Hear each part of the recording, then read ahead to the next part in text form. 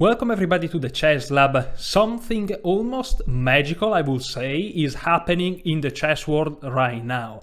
Anish Giri, very famous for making a lot of draws, boring games, suddenly awakened and is like gifting us with amazing games, stunning games to say the least.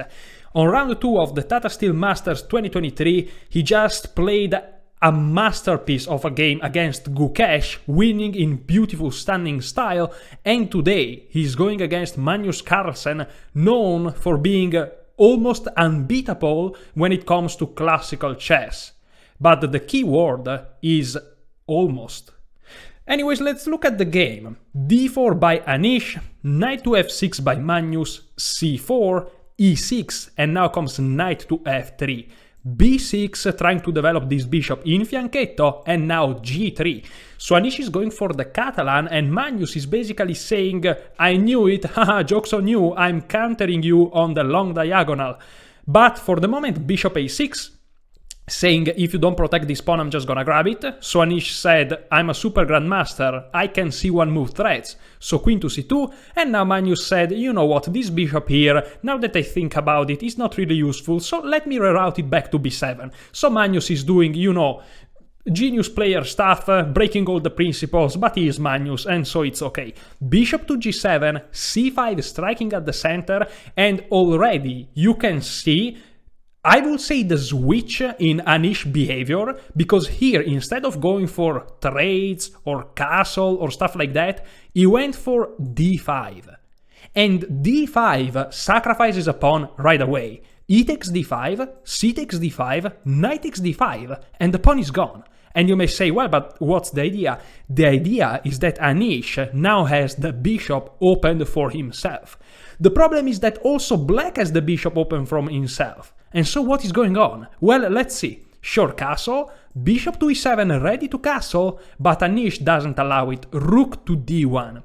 And here, if you short castle, the problem is queen to e4. And suddenly you find yourself in a very embarrassing situation where this knight is threatened because white is threatening to win 2 minor pieces for the rook, which is better for white. And the problem is, if you move the knight, the bishop falls, and the rook falls, and you resign, and you cry, because you're Magnus Carlsen, and you're not supposed to lose. And also, you cannot really avoid this, and this is just +2 for white, this is much better for white. Crazy stuff, knight c6 was played because of it, not castling, but this allows Anish to play queen to f5, and if you're wondering, did Magnus just blunder? No. If you play rook takes d5, knight to b4, jokes on white, and basically here you are doubling, tripling, attacking white pieces, and in the end of the variation, you just lose the exchange, so you cannot do it. But Anish has queen to f5, again, this time threatening for real the knight, and again, Magnus cannot castle, knight to f6, but this allows Anish to go for e4. And again, Magnus played d6 instead of castling. If you castle, follows e5. And after knight to e8, can I ask a question? Like these two pieces, like they think that they are playing, or they are like chilling on a beach in Hawaii or something? Bro, you're playing a game of chess, you're working, come on. Anyways, knight to c3 may follows, and after d6 trying to release some tension, and bishop f4 you realize you cannot take, because you lose the queen. But now there is an immense amount of pressure on d6, you're gonna lose the pawn, the position will crumble, and you are just better. So because of these reasons, again Magnus is forced to delay the short castle, but now comes e5, and Anish is saying, bro, I sacrificed the pawn, true, but you are not castling yet. And so what I'm gonna do is I'm gonna open up the center and I'm gonna destroy you. Queen to d7 was played by Magnus, trying to trade the queens. The point is, if you take the knight, you lose the queen, so Anish has to take the queen, and after knight takes d7, true, you're saving the knight, but he takes d6. Anish gains back the pawn, and suddenly you realize, bishop f6, and Anish simply has this pawn on d6, black needs to castle. But okay, calm down for a moment, he's Magnus Carlsen, everything is fine, the next move is short castle, right? Anish doesn't allow it, rook to e1 check. And you can think about it, but there is no way to interpose any piece. You have to play king to f8, and you are screwed after that. Because, for example, if you play knight c to e5, trying to stop, the check with a piece, knight takes e5 wins on the spot. If you take the knight, you lose the bishop. This is a discover attack. So you want to play you want to take the bishop first, but now comes knight c6 with check. Don't even think about taking this knight, it's check with the rook. So you want to play king to f8, but now king takes g2. And here not only white is up a full piece, if you look it, but also, I mean, this situation here is like, bro, like, you serious? This is terrible, right? So, okay, instead of that king to f8 now, but here, like, the understanding of the position from Anish is something beautiful, sublime, I would say. Is this a word in English? Hopefully so. Anyways, the point is, this rook here is not playing into the game, and the plan for this rook is to not play into the game. But let's look at the game, you'll realize what I mean later. So, knight to c3, knight to b4 now, threatening the fork of the rooks, and now comes knight to e5. And here the tactics are like insane. Again, if you take this bishop here, let's say bishop takes g2, this doesn't work this time, because knight takes d7 with check, you are forced to go to g8, but now knight takes f6 with check. G takes f6, and here you may say, okay, you just take the bishop, and even if black forks you, you go here, and even if black takes you, in the end of the day, you have two minor pieces for the rook, this is fine, right? You don't do any of that. You play bishop h6, and black is mated. I'm not joking. After, for example, bishop c6, trying to save the bishop and preventing d7, rook e8, that's the mating idea, rook a to d1, saying, I'm gonna push d7. And black may say, well, I'll stop you, and white, no, you don't. And if you take, rook takes d7, and after rook takes d7, rook e8 is checkmate. And black couldn't before play f6 because the pawn was in the way. Like, the geometry of the position is crazy. But okay, Anish is calculating all of this, it's insane. So in the game, knight takes e5 must be played, but now bishop takes b7, attacking the rook. Rook to d8, attacking the pawn, and now rook to d1, preventing the fork, but also defending the pawn. And you want to know the craziest part about this game? This position, from the beginning basically, it always has been equal. It's an equal position. And it seems like white is crashing, black is trying to survive. Anish is playing so actively, it doesn't feel equal. But okay, knight to c4, d7 now, and here knight to c2, attacking the rook, but simply rook to b1. Knight to d4, and here Magnus said, I'm fine. The reason he said that is because he is interrupting the communication between the rook and the pawn. He is threatening rook takes d7 with an attack on the bishop. And it seems like you can do nothing about it. But Anish had an idea. b4. And here Magnus said, okay, there's nothing wrong with taking the pawn, right? He thought a little bit, and he grabbed the pawn. But this is a terrible blunder. The reason is, apparently the engine is suggesting you should play knight to e5, kinda, consolidating a little bit, threatening some knight f3 stuff, threatening to win the pawn with the knight or with the rook, but the rook is defended.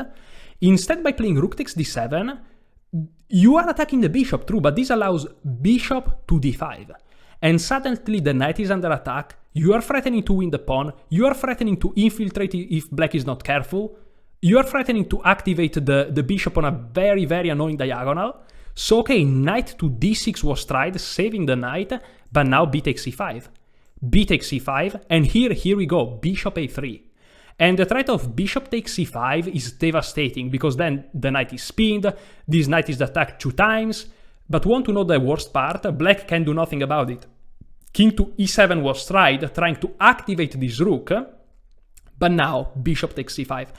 And what I wanted to talk about is actually this position here, because in this position, black is actually up a pawn, if you look at it, but is +4. The reason is +4 is because black is up a pawn, so it's like -1, but black is down a rook, because this rook is not playing. So it's like -5 +1 in total +4, you know, for white. It's crazy, like it's ridiculous. But this goes to show you piece activity is insane. So okay, king to e7, again with the idea of developing the rook. Bishop takes e5. This knight is in big trouble, so knight to e6, attacking the bishop. Bishop to b4, which apparently is not even the most accurate move, but doesn't matter, still advantage for white. And now Magnus had to play a5. The reason is you have to remove the bishop from this diagonal, and so you want bishop takes a5 to happen. The reason is if you try to develop the rook to b8 or c8, well, bishop takes d6 here wins on the spot, because now the rook is simply hanging, is check, and so you have to think about this bishop and then you lose the rook. So let's look at the other options. Rook to c8, for example. Here apparently knight to e4 wins, because you are attacking 2 times this piece, which is protected only by the rook. You are threatening to win the exchange. Bishop e5 defending, but now bishop a3. And this weird move that the engine finds very easily has the idea of simply playing bishop b3 and activating all of the pieces against d6, and apparently you can do nothing about it. For example, f5 attacking this knight, knight takes d6. And after bishop takes d6, rook to e1. And yes, you're hanging the bishop, but you're threatening bishop takes e6 with, oops, what is that? with a skewer. And you can do nothing about it, so the best option is bishop takes a3, but now bishop takes e6, and you're threatening discoveries, you are gonna win the rook, maybe even the rooks, you know, it's crazy stuff. Anish is on a beast mode, really, I don't know. a5 by Magnus, again, bishop takes a5, and here rook to c8. And the point is that, you know, without this pressure, rook to c8 is a little bit more easy to play, but still, not so nice. Knight a4 by Anish, again, super precise moves. This guy is really on fire. And the threat is knight b6, forking the rooks. So knight to c4 now. And, you know, this tries to activate the things a little bit, but it doesn't really work. Now, if you go for knight to b6, the knight is defending the b6 square. That's why knight to c4 was played. But here simply follows rook to c1. And here you are threatening to win this knight over here. So bishop to e5 was tried, not only to defend the knight, but actually to prevent bishop b4 with bishop to d6. The problem is that bishop b4 check comes anyways. And here if you try to play bishop to d6, well, bishop takes c4 comes. And here you just won a piece. And if you try to say no, bishop takes b4 wins a piece back, well, it doesn't work because of rook takes d7 check. And here is beautiful stuff. After king takes d7, bishop takes e6. And if you take with the king, you lose the rook. And if you take with the pawn, knight to b6 lose the rook anyways. I mean, the geometry is ridiculous. So king to f6 was tried, but now knight to c5. A beautiful move by Anish. And the point is, the knight is hanging. You can take it. And the best move is to take it, so Magnus took it. But after rook takes c4, he gains back the piece. This knight is pinned to the rook. The only way to prevent the knight to fall is rook d to c7. But now, ladies and gentlemen, feel free to stop the video and find the best move that allows Anish to win this beautiful game of chess. And meanwhile you're thinking, I'm gonna drink my tea and I'm gonna finish it. Yes, right there.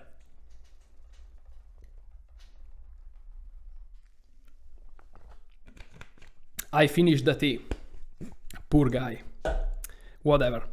Okay, and here, ladies and gentlemen, the point is, this rook is now defending the knight, so what do you want to do? You attack the defender, you remove the defender. Very basic tactic, but effective. And here on move 35, Magnus Carlsen resigned the game. So if you stopped the video and found this move, well, you defeated Magnus Carlsen, so congratulations to you. And here basically, what can you do? Well, rook to a7 may be tried, because the truth is that if you simply move this rook, there is no way to prevent bishop b6, the knight is pinned to the other rook, you cannot play rook to c7, and it's over. And you cannot play rook to b7 because simply bishop takes b7. The two bishops are too strong. So rook to a7 may be considered, but again, bishop b6, and here out of desperation you may try rook takes a2, but now bishop takes e5. And here what do? Rook a1, trying to, I don't know, maybe you trade, and then for some reason this bishop is pinned and it's annoying, but it doesn't work because of rook takes a1, bishop takes a1, bishop d4, bishop takes d4, you don't take this bishop, of course you take the rook, and white is up a rook. Like, this is devastation. And so correctly on move 35 after bishop a5, Magnus resigned the game. Thank you so much for watching, enjoy your chess.